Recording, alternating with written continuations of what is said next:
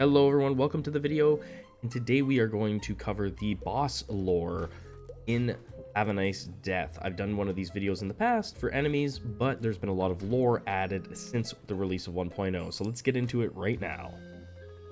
First up, we've got Brad, the head of security. A nice tie, a black suit that rivals the boss's own cloak in terms of class and darkness. Brad is a perfect fit for his job, deciding which souls can cross the ethereal threshold of Death Inc., and which should be ejected with a well-aimed kick up the backside because their time has not yet come. He loves being a gargoyle because it gives him the clout he needs to kick ghosts' butts. Our not-so-friendly neighborhood gargoyle has seen quite a few clowns come and go in his time. He's a pro who hones his skills pumping iron at the gym every evening. However, Brad has let himself go recently. A bit of a narcissist. He used to have the perfect technique for taking a few discreet selfies to show off his chiseled abs on social media, but now the craze has gotten a smidgen out of hand. Brad's not normally one to take vacations. He joined Death Inc. when it was initially founded, and has been keeping a watchful eye out from the company's turrets since medieval times. But someone managed to convince him to take a break, and a very long one at that. Since his return, the devoted gargoyle has turned into a laid-back Sunday surfer who spends all day goofing around, flexing his big muscles and posing for one selfie after another. Mr. Gordon Grimes, head of industrial pollution. At the end of the 19th century, the Industrial Revolution changed the face of the world, and young Gordon saw a unique opportunity to cover himself in oil and glory. He dived headlong into work, in a vat filled with the most toxic, disgusting, and pestilent substance ever known. Out came a putrid colossus, spewed out by the metalwork factory that is still polluting the air we breathe to this day. In other words, he saw his chance and took it. So great was the industrial pollution icon's ambition that it not only manifested in his monstrous appearance, he also became impossible to work with. Even his closest minions were terrified that they could be fired at any moment simply because he felt like it.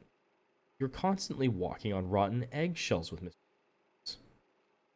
Yeah, you might think the boss is a refined sort of fellow, but actually you'd be wrong.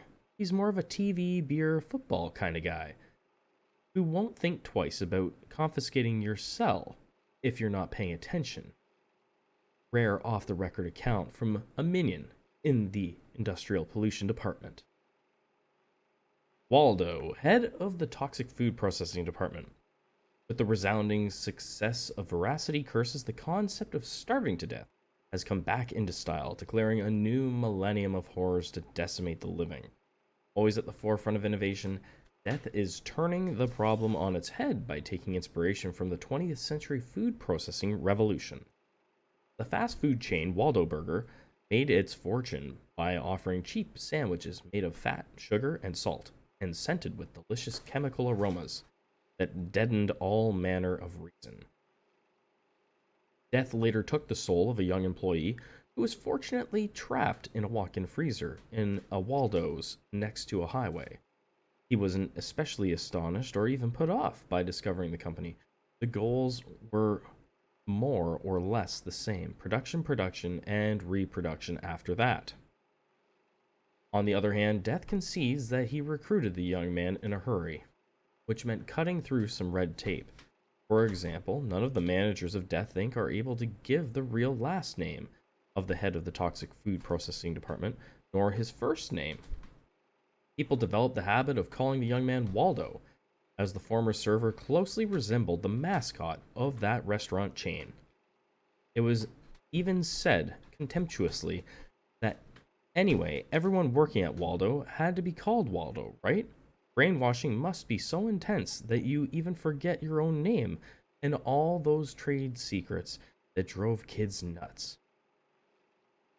In the depths of the department, Waldo is working to recreate workspaces suitable for the development of new high-calorie commodities. He managed to have ice and pizza added to the list of 5 daily fruits and vegetables. and instigated devastating slogans like "No mercy for croissants," "Highly processed food is a friend for life," and the no less terrifying "Fat is life." Waldo is not only a talented Sorrow who can balance the essentials of food factory culture with the company's philosophy. He's a bloody production machine who makes no distinction between work and passion. He's also the only one who knows the secret recipe for a banana chocolate 4 milkshake. Really, very good. Mr. Hector Crank, head of physical disease. Hector didn't wait for death to hire him before getting stuck into his work. He's self-taught, a real self-made crab, who single-handedly created a unique stench that will plague all life for millennia to come. At the cost of his poor little crustaceous shell, and by combining cells in an entirely unnatural way, the terrible and ignominious cancer was born. Mr. Crank's arrival at Death Inc.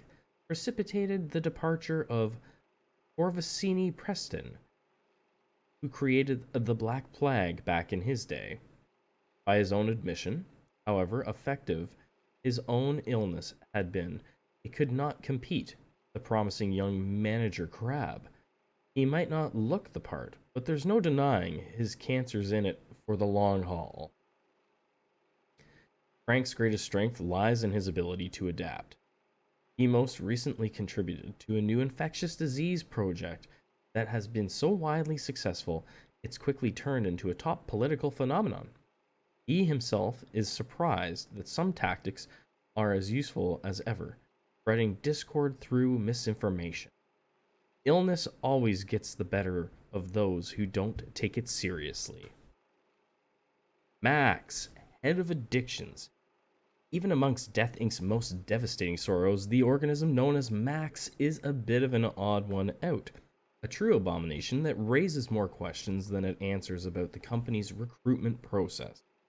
Rumors are rife concerning his life before death. Pathological collector of all liquid and olfactory substances from the surface. Organized crime lord taken hostage by a private militia. Trainee chemist who got caught up in an unfortunate experiment. There is no end to the speculation, but so far nobody has guessed correctly. You ask Patrick at reception, he will tell you there is no information about the head of addiction. However, if you look at the company organization chart, you will find a photo of Max with a very strange description underneath. Thank you for all you have done for me. More worrying still, according to Orville, the IT file containing his data cannot be located. Most employees, including his own minions, avoid confrontation with Max. When asked, people either dodge the question at best or open their eyes wide in terror. Jocelyn only adds to the intrigue.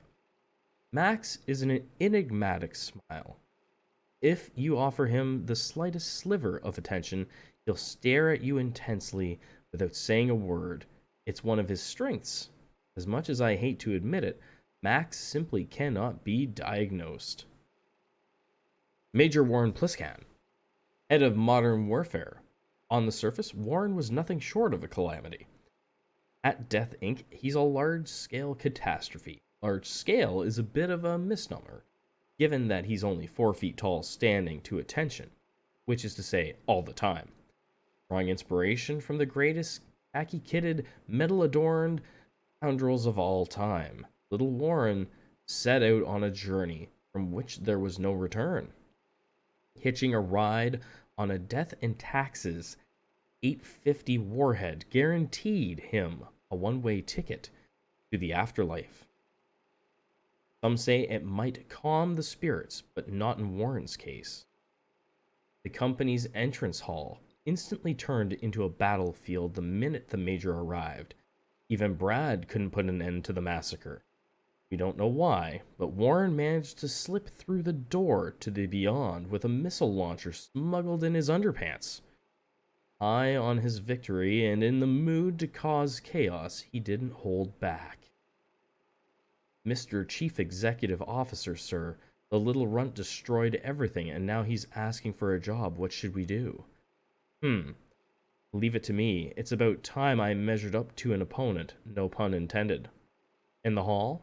Use your initiative, Patrick.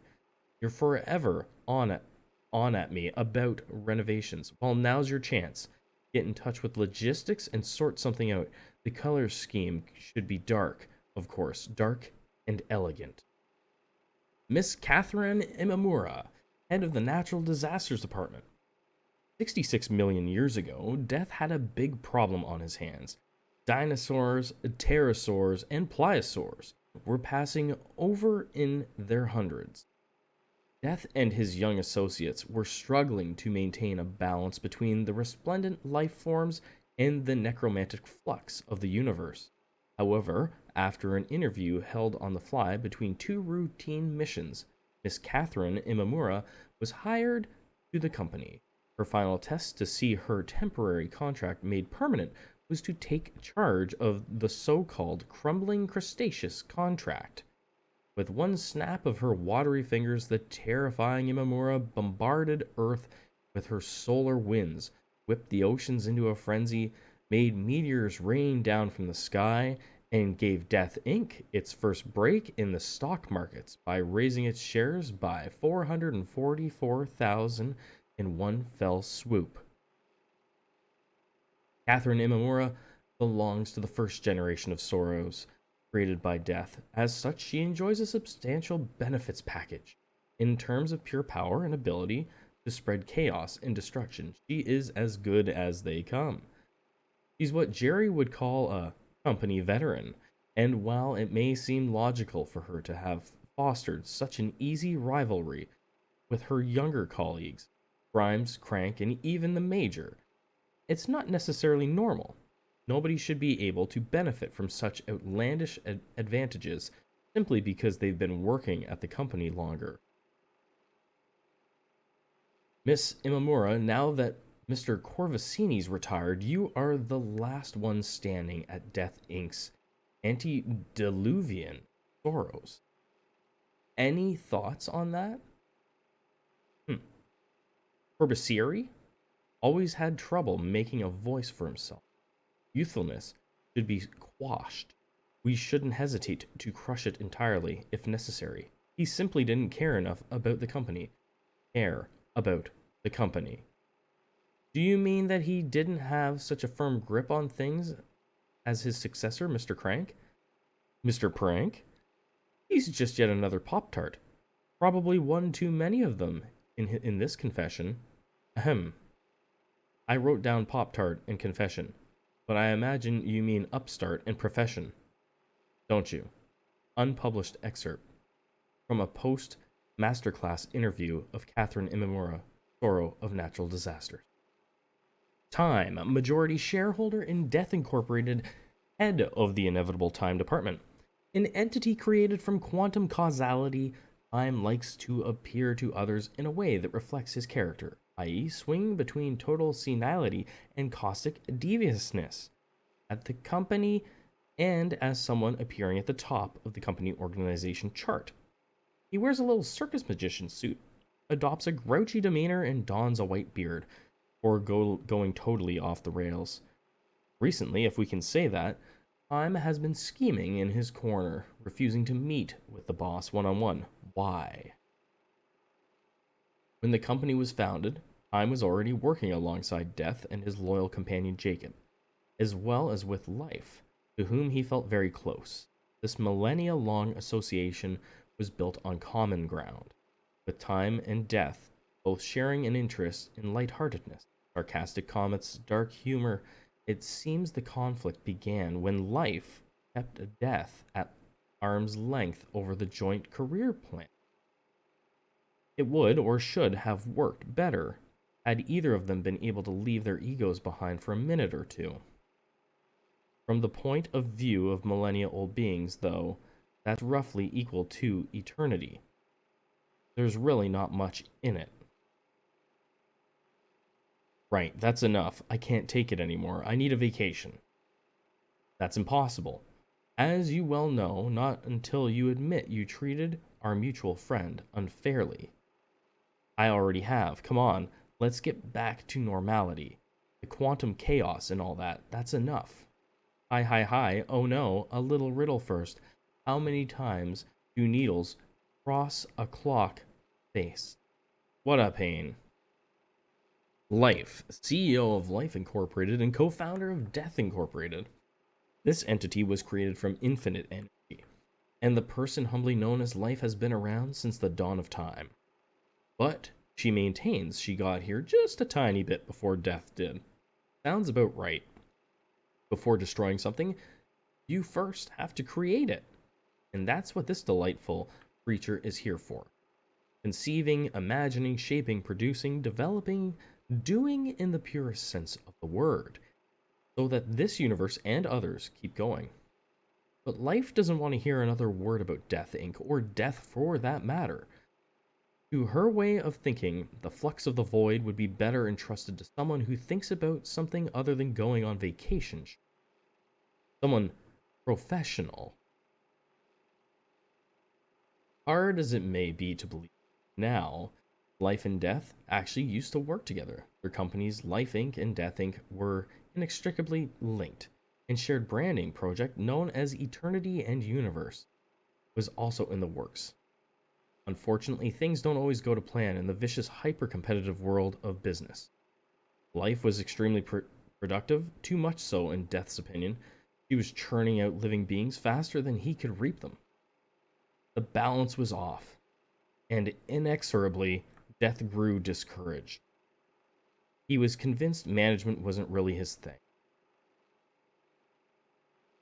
What's this soppy thing written in your old has-been spell book? Totally nauseating. Sorry, but you can tell this was written by someone employed by those bully-minded fools over at Death Incorporated. What if I were to tell you that Death has never cared about anything other than himself? What would you say to that? Open your eyes. I'm the one creating jobs, the one with ramped up production, and I'm running rings around the rest. The universe is turning thanks to me. That old bag of bones has no right to disappear. Now's not time to be going on vacation. Otherwise, what even is the point of this business?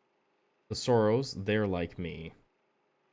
They understand that to live, you have to work, and to work is good for you.